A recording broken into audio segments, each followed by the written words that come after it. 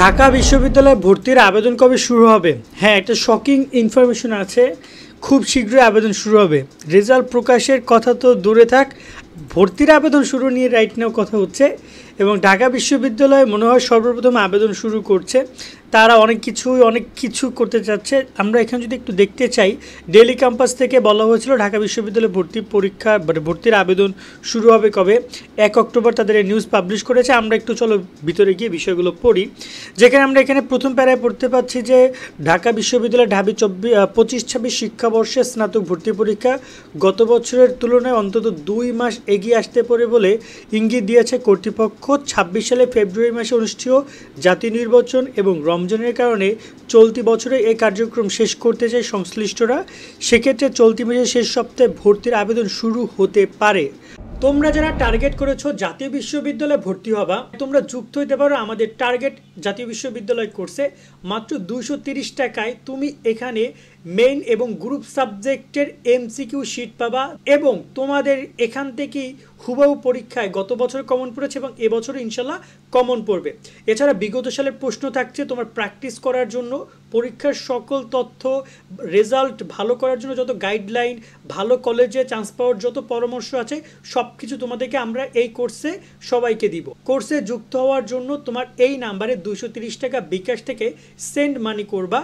এরপরে তুমি এই নাম্বারেই হোয়াটসঅ্যাপে মেসেজ করে জানাও তুমি যে নাম্বার থেকে টাকা দিয়েছো, তোমার নাম এবং তুমি কোন গ্রুপে পড়ছো। এরপর তোমাকে গ্রুপ ওয়াইজ সাবজেক্ট লিস্ট সহ তোমাকে পিডিএফ দিয়ে দেওয়া হবে এবং তোমাকে হোয়াটসঅ্যাপ ফেসবুক গ্রুপে যুক্ত করে দেওয়া হবে। আবারও বলা হচ্ছে যে এই বছরের শেষ মানে চলতি মাস মানে বুঝছো, রাইট নাও 1 অক্টোবর ভিডিওটা করছি, তার মানে আবেদন শুরু হবে অক্টোবরের শেষের দিকে। এবং এখানে রেজাল্ট প্রকাশ নিয়ে পরবর্তী প্যারায় কথা বললো। আমরা মেন কথা হচ্ছে এখানে 19 তারিখে রেজাল্ট দিতে পারে, মানে 19 তারিখের মধ্যে রেজাল্ট দিবে সেটা বলেছে। আর এখানে ঢাকা বিশ্ববিদ্যালয় কর্তৃপক্ষ বলছে যে ভর্তি সংশ্লিষ্টরা বলছে এইচএসসির ফল প্রকাশে কয়েকদিনের মধ্যেই ভর্তির আবেদন শুরু করবে বিশ্ববিদ্যালয় কর্তৃপক্ষ। আর ফল পাওয়ার 1 সপ্তাহের মধ্যে আবেদন শুরু করার বিষয়ে সিদ্ধান্ত নেওয়া হবে। সেক্ষেত্রে 19 অক্টোবরের মধ্যে ফলাফল প্রকাশ করলে এ মাসের শেষ সপ্তাহে ঢাকা বিশ্ববিদ্যালয়ে ভর্তির আবেদন শুরু হতে পারে। যদি আবেদন অক্টোবরে শুরু হয় তাহলে নভেম্বর মাস মাঝখানে গ্যাপ রেখে ডিসেম্বরে সকল পরীক্ষায় তারা নিয়ে নেবে এবং জানুয়ারিতে রেজাল্ট প্রকাশ, ফেব্রুয়ারিতে ভর্তি কার্যক্রমও বিশ্ববিদ্যালয়টি শেষ করার পরিকল্পনা নিয়েছে। এবং এখানে কিন্তু আমরা সে বিষয়ে দেখতে পাচ্ছি। এবং এখানে বলেছে আগামী 7 থেকে 12 অক্টোবর অনুষ্ঠিত কেন্দ্রীয় ভর্তি কমিটির বৈঠকে পরীক্ষার তারিখের বিষয়ে চূড়ান্ত সিদ্ধান্ত নেবে কর্তৃপক্ষ।